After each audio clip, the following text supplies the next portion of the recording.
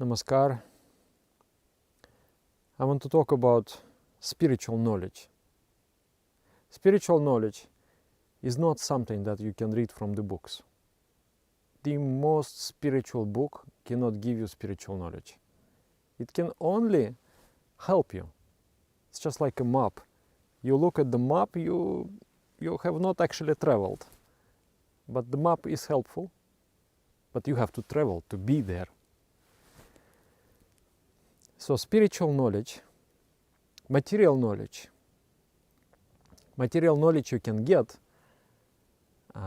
through sense organs. Especially a lot of knowledge we are gaining through eyes. But then spiritual knowledge. The worldly knowledge you are getting from outside, externally. And spiritual knowledge you get from inside, internally. Your mind has to become introverted. You gain spiritual knowledge through introspection. Intro means inside. Spection is to see. So you're seeing, you're looking inside. Therefore, human beings have three eyes. Two eyes and third eye here. Physically it corresponds with a gland which is called hypophysis. Hypophysis. That gland secretes the hormones enabling the brain to look inside.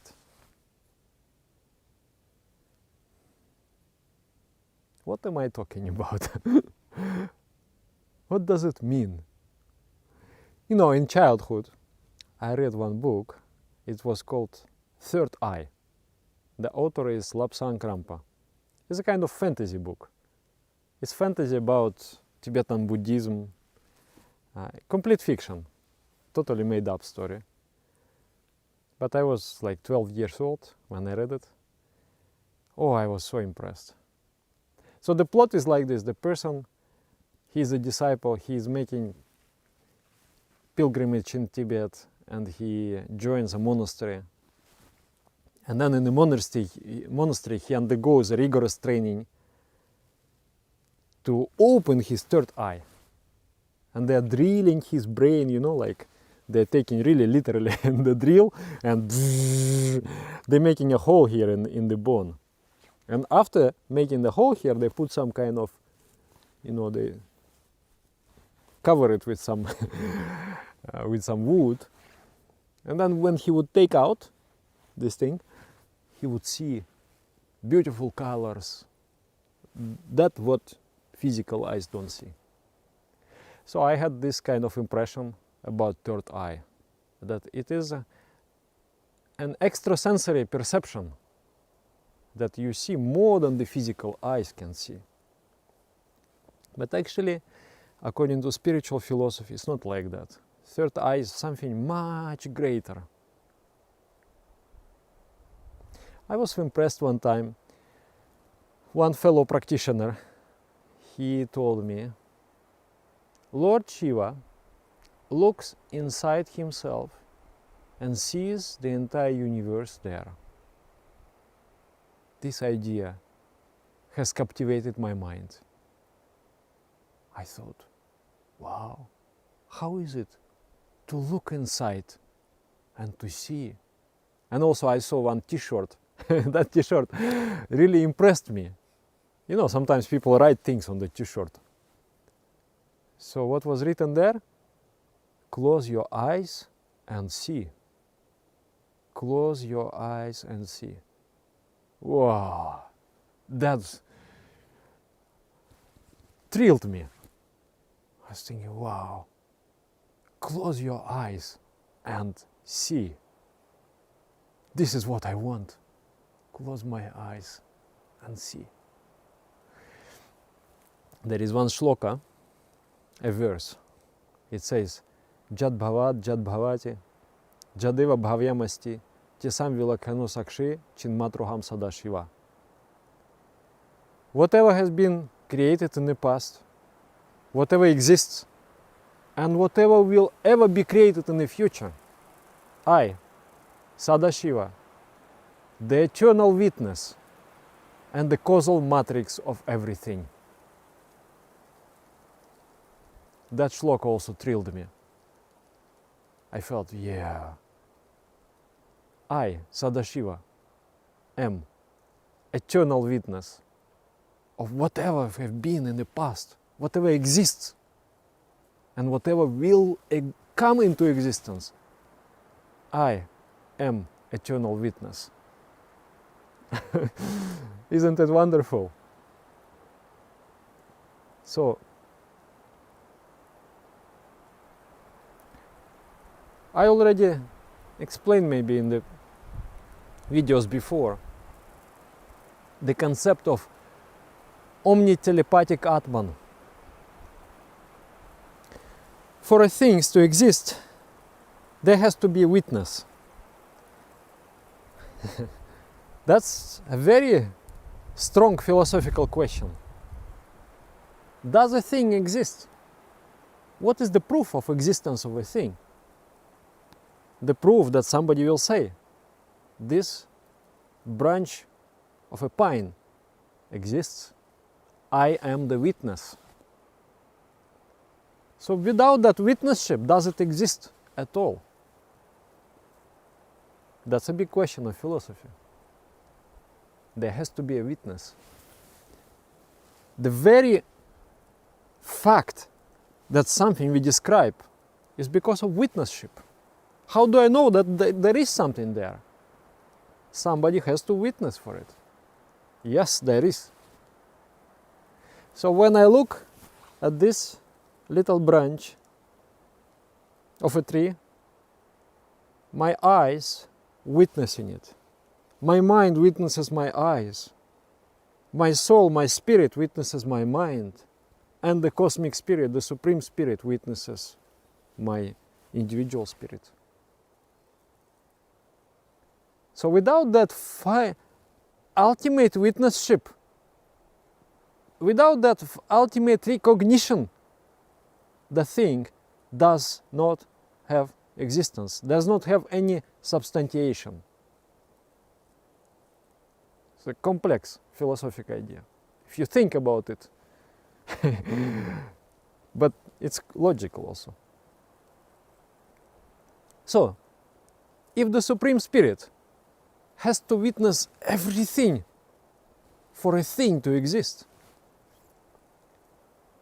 then the knowledge of everything is there in the Supreme Spirit. Therefore, if you look inside, if you come in touch with the divine wisdom, you can know without seeing. You are getting knowledge not through these eyes, but through this eye. You look inside. And the knowledge streams from inside. That is called spirituality. That is called subjective approach. Our path is described as subjective approach and objective adjustment. So you open your eye, then you move inside, you go inside, and that is wisdom, that is knowledge, because the ideas will stream from inside. And then your intellect will process those ideas into something new, something original. This is how poetry is created, art is created, engineering is created, science is created. By looking inside, coming in touch with the infinite wisdom, and then objective adjustment, finding the proof of your inner discoveries in the external world. Without objective adjustment, we remain subjective, and we cannot, in this world, play a constructive role. Because, let's say I want to inspire you with my spiritual ideas. I have to look at you.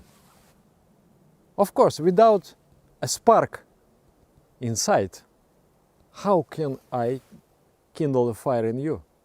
I cannot. So I have to be in touch with my spark. At the same time, I have to understand what you are. I have to understand what you want. And that is my external eyes.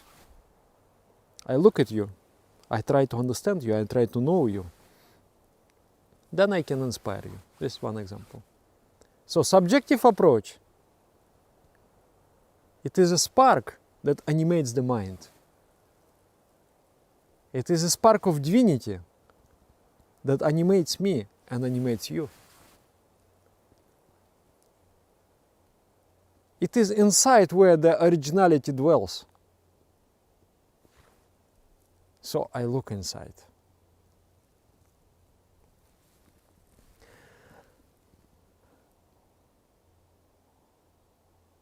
I may close my eyes, and then it becomes purely subjective approach. I renounce all the external things. I go to touch with my soul. I may open these eyes, and then it becomes subjective approach and objective adjustment. I adjust with the world, but I'm in touch with my spark. I'm in touch with that stream of originality, of the divine ideas. That's what it is. My friend who is writing poetry, I asked him, what is this poetry? He said, poetry is to look inside, to find something most important and to express it with the most beautiful words you can ever find. So it is also, poetry is also because of the third eye, not because of these eyes. These eyes can only repeat what is already there. But this eye sees something which has not been, always new. The divine entity is always new, ever beautiful. So you look and you are in touch with that newness, with that novelty, with that beauty. So you are always new. You are always beautiful also, because you are charged with that. That's how important the third eye. This teaching about third eye is closely connected to one of the most fundamental teachings of Shiva, the ancient guru, ancient master. He said, Vartamanishu Vartetta. It means live in the present. The divinity dwells in the present moment. There is no such thing as a present, actually. There is either past or future. And the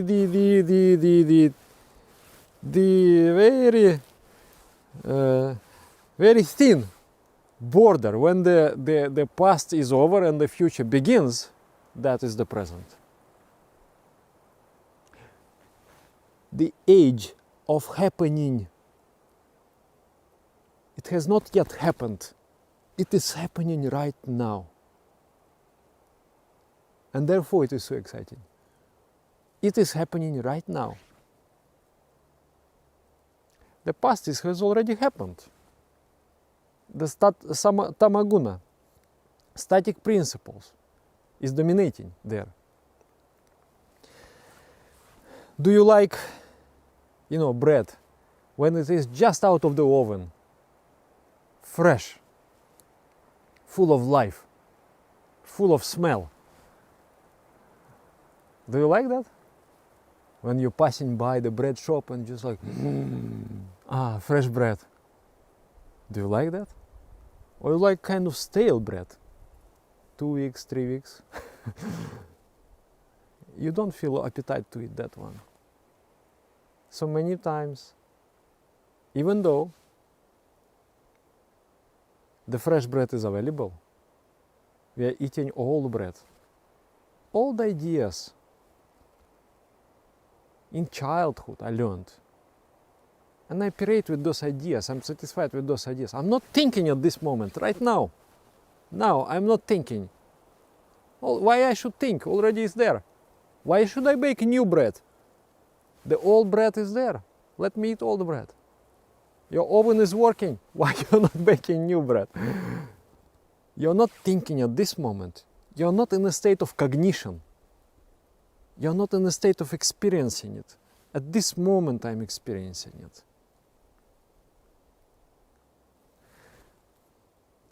And the past is external. The present is internal.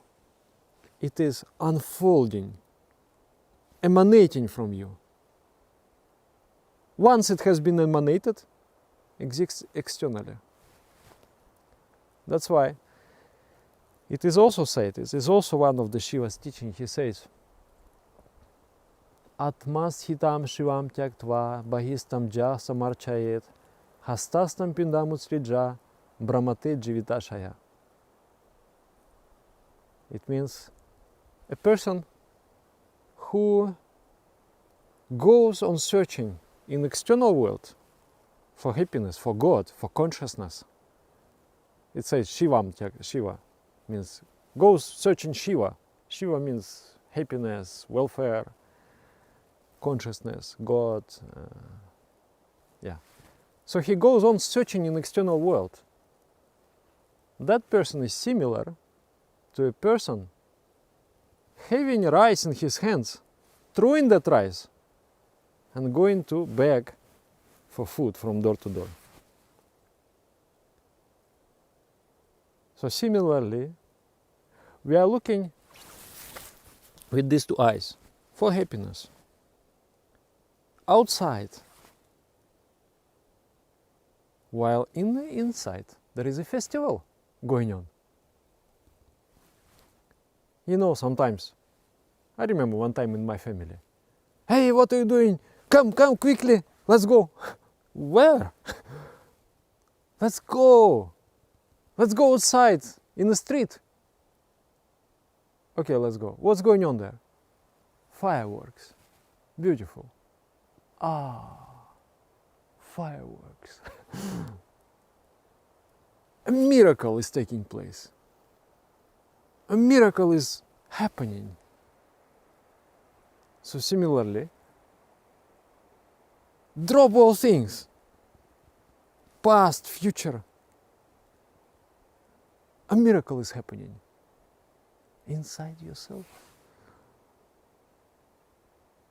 Yeah. So Sadashivah taught that Vartamaneshvartita, live in the present, not in the past. The past is death, dead. Not in the future. Is also kind of death. This moment. But some people think this moment, okay, live in the present, in this moment. And they live this moment through these eyes. Looking in the external world, okay, let me enjoy this, this branch, oh, how beautiful, and so many things I can find, so many nuances. It's not about that. It is also defective thinking. Living this moment, not with external eyes, with the inner third eye. You look at the miracle of miracles.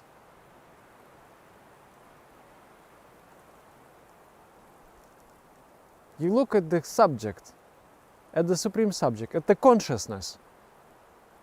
Experience it.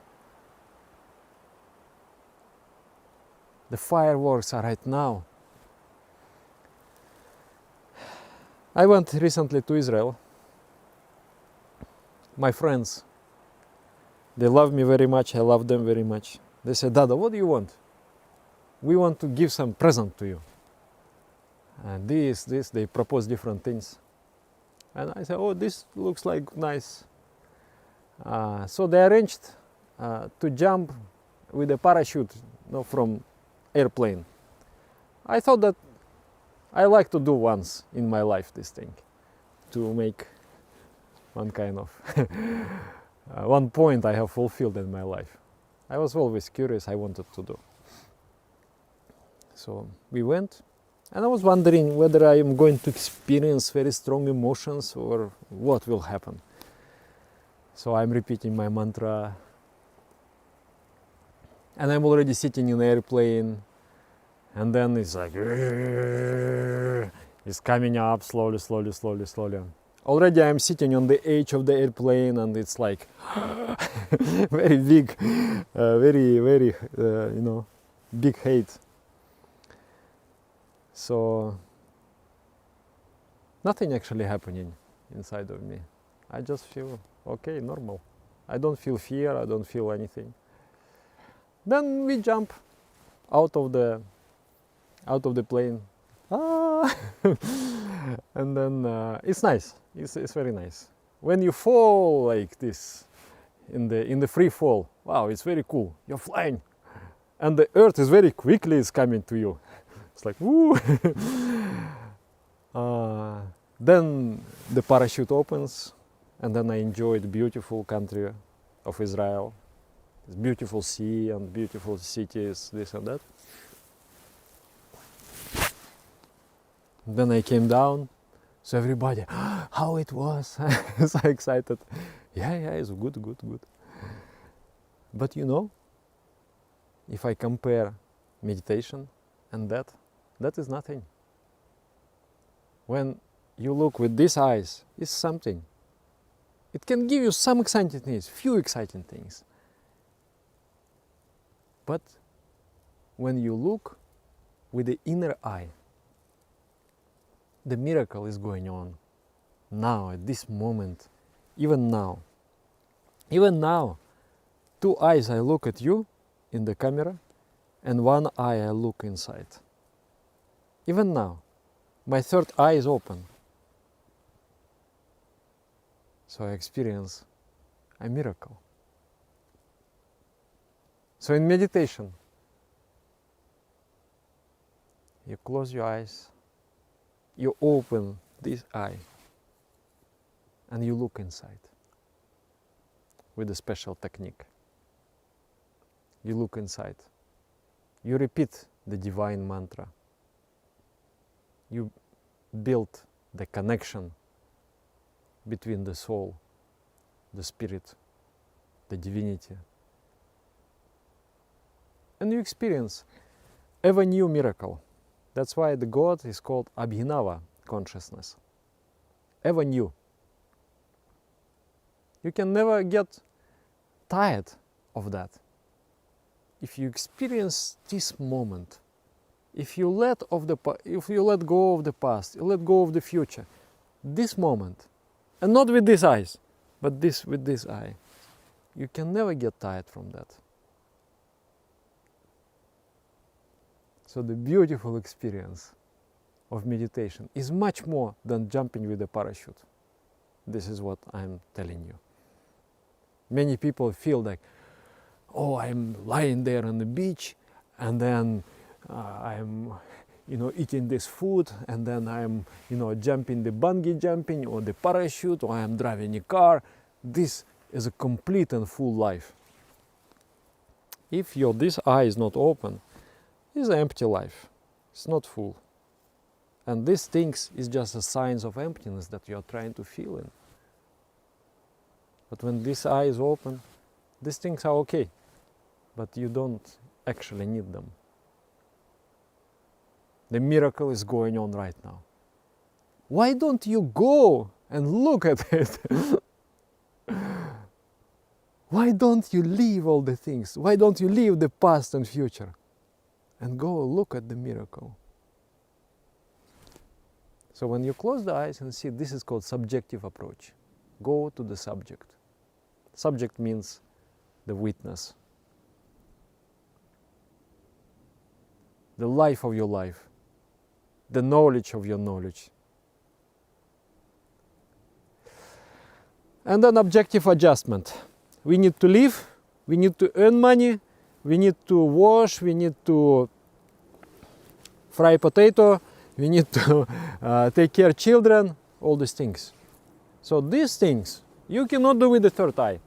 You have to open these two eyes. Otherwise you will, fry potato and instead of salt you put sugar. You have to adjust with the world. It's also part of the teaching, important part of the teaching. And then you can also manifest the goodness of divinity in your actions, adjusted with the world. If I'm trying to inspire you, I need to understand what you are, who you are, with these eyes. And the spark dwells with this eye. So that is called subjective approach through objective adjustment. So in our lives there are, you meditate in the morning, in the evening, and then the whole day actually you are meditating. Before doing something important, you open your third eye. Don't close it, open. And then do. And then your action will be charged with divinity. These two eyes you can close, but this you don't close. It has to be always open. When you go to sleep, you close these two eyes, open this one. Look inside, repeat divine mantra.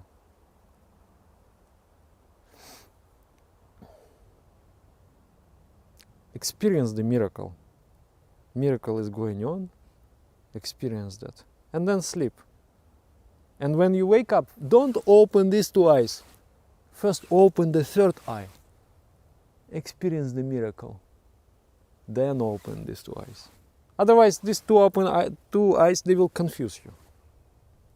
They will take you away from the miracle. Especially when the world is unstable and chaotic and it confuses us like anything. So, this has to be always kept open. It's the eye of wisdom, eye of inspiration, the third eye. Do you like the idea? So, if you got inspired through this outpourings of mine, don't waste it. Sit and meditate. Be inspired with the idea of the present. Life is happening now, at this moment. A greatest miracle. No kings, no adventurers ever witnessed the greatest miracle that you can witness if you open your third eye. When you meditate, when you leave the past, leave the future. Feel love for life. Feel life within you. Consciousness. Who is looking? Who has? What is the basis of existence? What is that causal matrix? What is that eternal witness of everything? I'm coming in touch with that. I'm merging actually with that. I'm becoming that. So sit and meditate. And I hope you should meditate regularly to become a miracle. Thank you very much. Go meditate. Namaskara.